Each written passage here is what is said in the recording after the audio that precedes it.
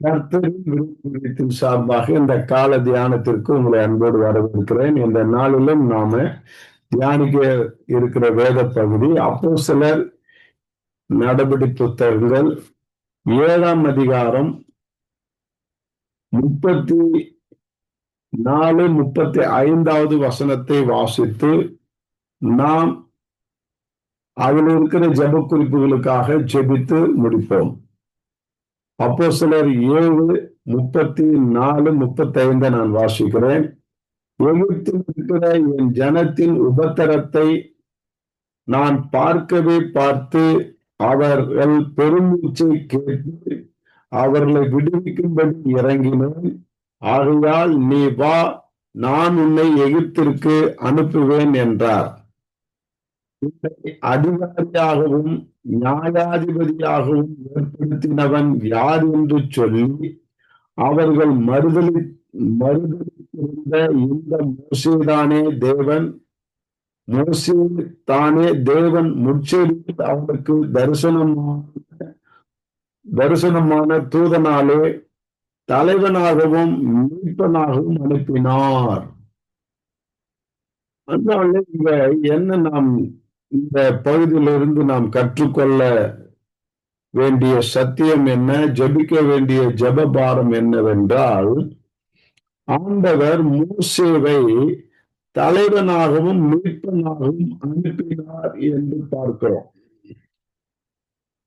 ஏன் அவர் அனுப்பினாக்கா, இந்த எகிப்திலே அந்த இஸ்ரவேல் ஜனங்கள் படுகிற உபத்திரத்தை நான் பார்க்கவே பார்த்து அவர்கள் பெருமூச்சை கேட்டு அவர்களை விடுதலையாக்கும்படிக்கு இறங்கினேன். ஆகையால் வாழ்வை அவர் எகிப்திற்கு அனுப்புவேன் என்றார். இப்ப மோசே அனுப்பப்பட்டதுக்கு காரணம் என்ன அப்படின்னாக்கா, இந்த மக்களை ஜனங்களை பார்வோன் கையிலிருந்து விடுவிக்க வேண்டும். அந்த விடுவிக்கிறதுக்காக அவனை தலைவனாகவும் அதிபதியாகவும் அவனை அனுப்பினார் என்று பார்க்கிறோம். நம்ம என்ன ஜெபத்துக்காக ஜெபிக்க போறோம் என்றால், இக்காலத்துல ஆண்டுடைய வருகை, 2வது வருகை சமீபமா இருக்கிற இந்த நேரத்துல, இந்த காலத்துல ஆண்டவர் ஒன்றையும் தான் ஒரு மோசேயாக, ஒரு தலைவனாக, ஒரு அதிபதியாக அனுப்புகிறார். யார் மத்தியில அப்படின்னாக்கா, அடிமைப்பட்டு பெருமூச்சு விட்டு கொண்டு விடுதலைக்கு வழி என்று சொல்லிக் கொண்டிருக்கிற மக்கள் மத்தியில நம்மை அனுப்புகிறார் என்பாங்களே. எத்தனை பேர் விசுவாசிக்கிறோம் எனக்கு தெரியாது. இன்னைக்கு நான் அதை விசுவாசிக்கிறேன். என் உள்ளத்துல அதான், நீதான் மோசே, நீதான் தலைவன், நீதான் அதிபதி. யாருக்கு?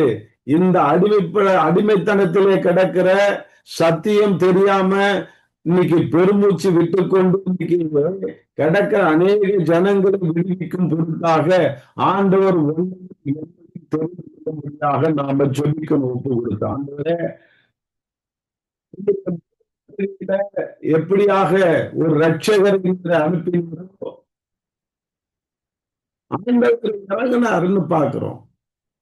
அப்ப ஏசாண்டவரை அனுப்புனதுக்கு காரணம் என்ன அப்படின்னாக்கா, மக்களுடைய பெருமூச்சை கேட்டு அவர்கள் உபத்திரத்தை பார்க்கவே பார்த்து ஆண்டவரால சகிக்க முடியாதனால உலகத்துக்கு ஒரு ரட்சகரை அனுப்பினார். ஆண்டவராகிய இயேசு கிறிஸ்து வருவதற்கு முன்பாக இஸ்ரவேல் மக்களை மீட்பதற்காக ஒரு மோசேவை அனுப்பினார். இன்னைக்கு 2வது வருகையில ஆண்டவரை என்னை அனுப்பும் என்று சொல்லி நாம ஜெபிக்கணும். ஒரு பழைய ஏற்பாட்டுல ஒரு வசனம் தான் ஞாபகம் வருது.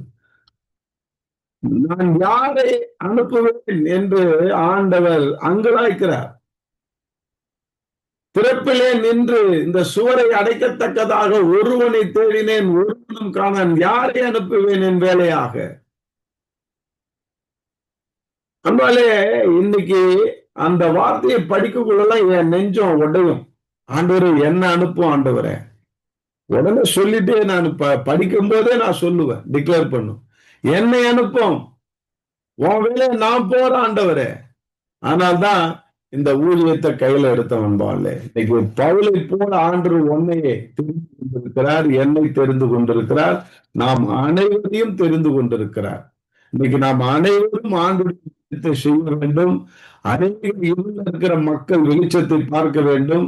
கஷ்டத்திலும் வேதனையிலும் பாவத்திலும் அக்கிரமத்திலும் ஒழுங்கான சேற்றிலும் கட்டப்பட்டிருக்கிற ஜனங்கள் விடுதலை பார்க்க வேண்டும் என்றுதான் உனக்கு எனக்கு இந்த விலையேற பெற்ற சத்தியத்தை நமக்கு கொடுத்து கொண்டிருக்கிறார்.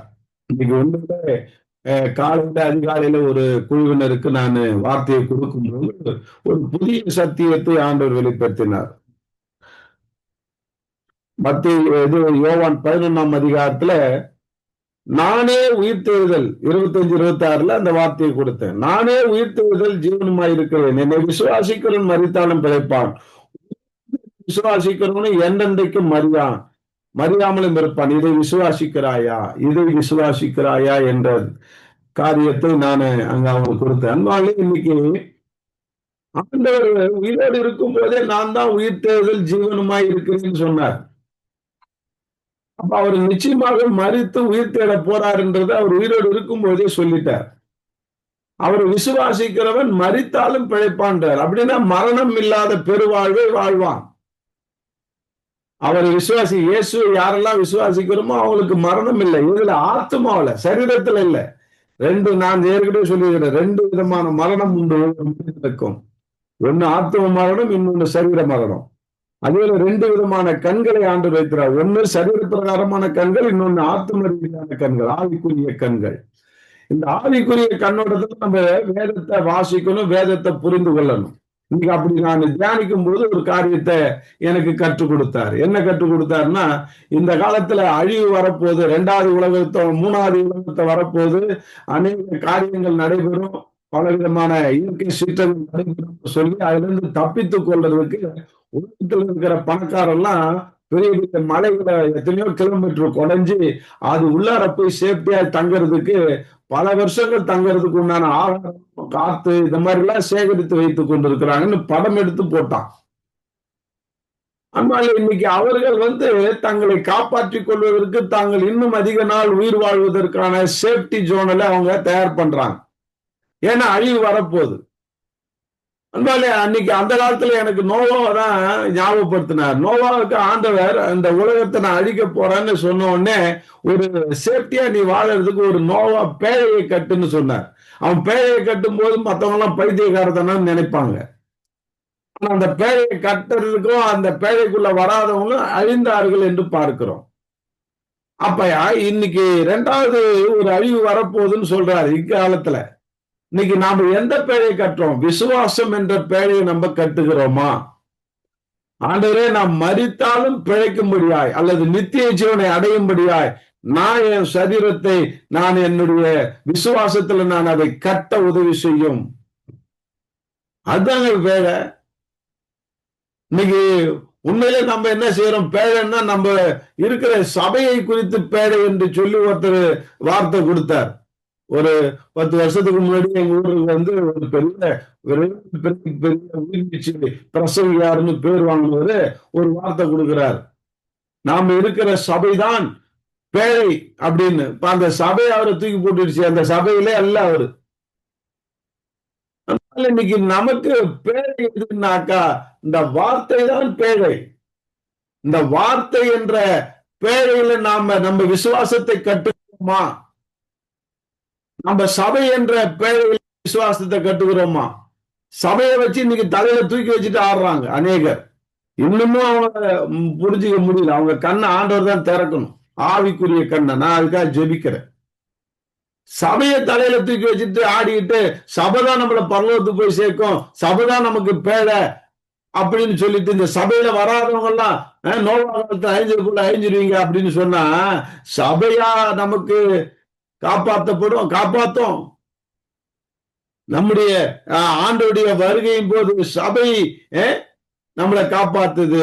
சத்தியம் தான் நம்மளை காப்பாத்தும். இந்த சத்தியத்தின்படி நம்முடைய ஆவி ஆத்மா சரீரத்தை நம்ம கட்டுகிறோமா?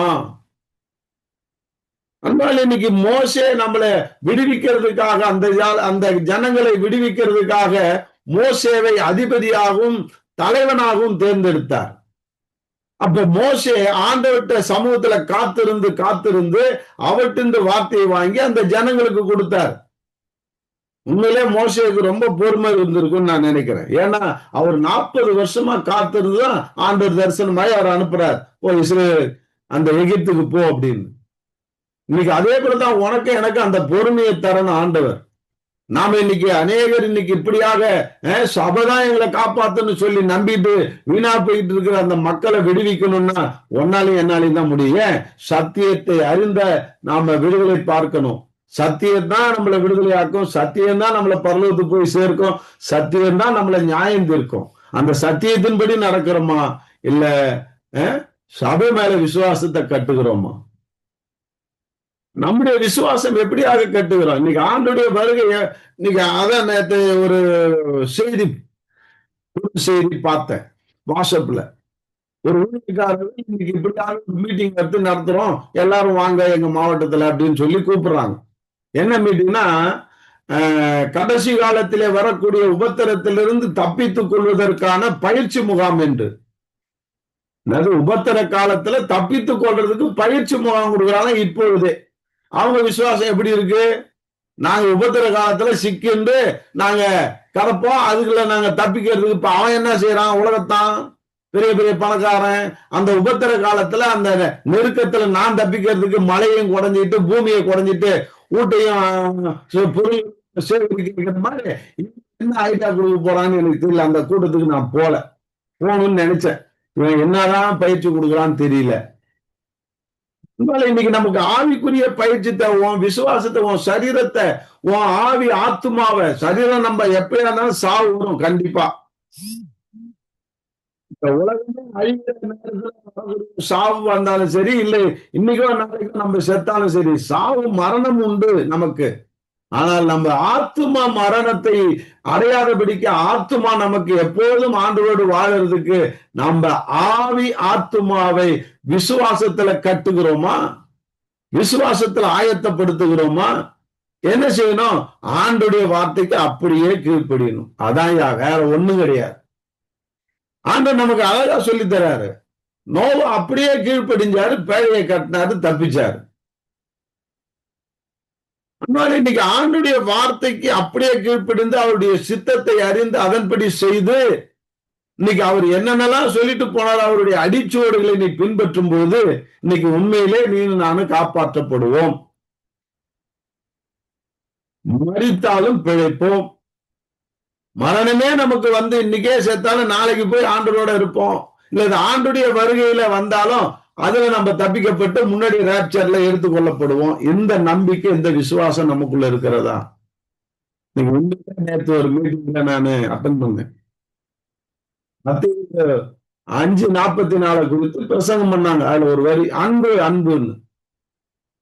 ஆனா ஒரு சகோதரனை பகைக்கிறியே, உன் சபையை விட்டு வெளியில வந்த சகோதரனை நீ என்ன செய்யற? எதிரியா பாக்குறியே, அவனை சபிக்கிறியே, நீ நாசமா போவ, எச்சரிப்பு கொடுக்குறேன்.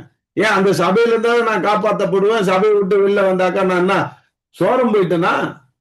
இயேசுக்கு தான் நான் ஊழியம் பண்றேன், இயேசுவை தான் நான் உயர்த்தி காட்டுறேன். நான் ஒன்ன மாதிரி சபையை உயர்த்தி காட்டலையே, சபையை தலையில தூக்கி வச்சு ஆடலையே. இயேசுவையும் இயேசுடைய வார்த்தையும் நான் தலையில தூக்கி வச்சுட்டு ஆடுறேன், அவரை உயர்த்துறேன் எப்பயுமே. அதுதான் நான் கத்துக்கிட்ட சத்தியம், அதுதான் மார்க்கத்தானா இருக்கிறேன். அவங்க மதவாதியா இருக்கிறாங்க. உண்மையிலே இன்னைக்கு சொல்றேன், உன்னையும் என்னையும் ஆண்டவர் ஒரு தலைவனாக, ஒரு அதிபதியாக ஆண்டவர் தெரிந்து கொண்டு அனுப்புகிறார் என்றால் இந்த மதவாத கிறிஸ்தவர்களை விடுதலை செய்யதான். யார? இந்த மதவெறி பிடித்த கிறிஸ்தவர்களை விடுதலை செய்யறதுக்காக, அவங்களுடைய ஆவிக்குரிய கண்ணை திறப்பதற்காக உன்னையும் என்னையும் ஆண்டவர் தெரிந்து வைத்திருக்கிறார். அன்பாலே நம்ம ஒப்பு கொடுத்து ஜெயிப்போம். ஆண்டவரே, இந்த மதவாத கிறிஸ்தவத்துல சிக்குண்டு ஏதோ எத்தனையோ லட்சக்கணக்கான சோழர்கள் மாட்டிக்கொண்டிருக்கிறார்கள், அவர்களை விடுவிக்கணும் ஆண்டவரே. அவருடைய ஆவிக்குரிய கண்களை திறக்கும்படியா என்னையும் எங்களையும் அனுப்பும் ஆண்டவரே என்று சொல்லி நம்ம ஜெபிப்போம். இக்காலத்துக்கு தேவையான சத்தியம் இதுதான். இன்னைக்கு சத்தியத்துக்கு சத்தியமாய் வாழாதபடிக்கு இன்னைக்கு சபைக்கு நம்ம சத்தியத்துல சபைக்கு நம்ம அடிமையாக வாழ்ந்து கொண்டிருக்கிற இந்த இக்கால கிறிஸ்தவர்களை விடுவிக்கிறதுக்கு ஆண்டவர் ஒன்னையை தான் உபயோகப்படுத்த போகிறார். அன்பாலே நம்ம ஜெபிப்போம். ஆண்டவரே, என்னை அனுப்பும் ஆண்டவரே. யாரை விடுதலையாக்க? இந்த சபையை குறித்து, சபை என்ற மாயையில சிக்கி தவிக்கிற அநேக கிறிஸ்தவர்கள். நான் ஒரு சபையை மட்டும் சொல்லல, அநேக திருச்சபையில கொள்கையில பிடித்து கொண்டிருக்கிறாங்களே, அவர்களை விடுவிக்க. நம்மளால இன்னைக்கு நம்ம கொள்கை சாரா கிறிஸ்தவர்களாய், ஆண்டுடைய வார்த்தையை சார்ந்த கிறிஸ்தவர்களாய் நாம வாழும்போது இன்மையிலும் மறுமையிலும் நாம காப்பாற்றப்படுவோம். அதுதான் நான் அறிஞ்ச சத்தியம், அதுதான் உங்களுக்கு சொல்றேன். அன்பாலே அப்படிப்பட்ட சத்தியத்தை நாம பிடித்துக்கொண்டு அநேகரை விடுதலை செய்யும்படியாக நாம் ஒப்பு கொடுப்போம், ஜெபிப்போம். கர்த்தர் தாமே நம்மை கொண்டு பெரிய காரியம் செய்வாராக. அன்பின் தகப்பனே, நன்றியோடு துதிக்கிறோம்.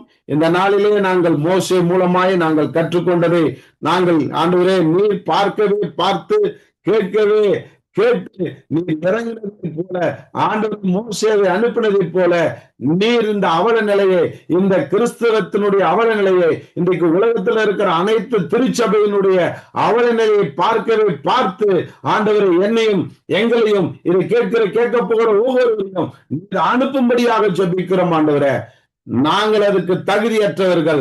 ஆண்டவரே, இன்னும் எங்களை தகுதிப்படுத்துங்க. இன்னும் நாங்கள் உம்முடைய வார்த்தையில வாழ்கிற கிறிஸ்தவனாய், வார்த்தையை உயர்த்தி காட்டுகிற கிறிஸ்தவனாய், சபையை அல்ல, ஒரு கொள்கையை அல்ல, ஒரு கோட்பாடை அல்ல, உண்மை உயர்த்தி காட்டுகிற கிறிஸ்தவனாய் என்னை எங்களையும் அபிஷேகம் பண்ணி என்னையும் எங்களையும் ஆண்டவரே அனுப்பும். ஆண்டவரே, நாங்கள் ஜெபிக்கிறோம். அப்படியா செய்ய போறீங்க. நன்றி. இயேசு கிறிஸ்துவின் நாமத்தால் ஜெபிக்கிறோம் ஜீவனுள்ள தகப்பனே. ஆமென், ஆமென். God bless you all.